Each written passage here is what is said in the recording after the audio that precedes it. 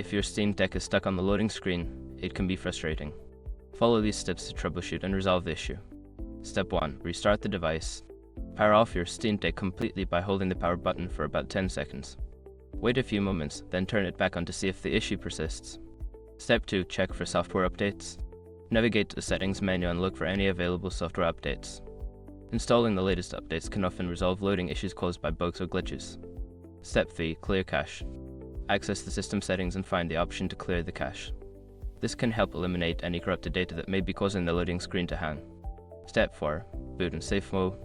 Turn off your Steam Deck, then hold the power button and the volume down button simultaneously until you see the boot menu. Select the option to boot in safe mode, which can help diagnose and fix issues. Step 5. Factory reset. If none of the previous steps work, consider performing the factory reset. This will erase all data on the device, so make sure to back up any important files before proceeding. Follow the on-screen instructions to complete the reset. If you follow these steps, you should be able to resolve the loading screen issue on your Steam Deck. If problems persist, consider reaching out to customer support for further assistance.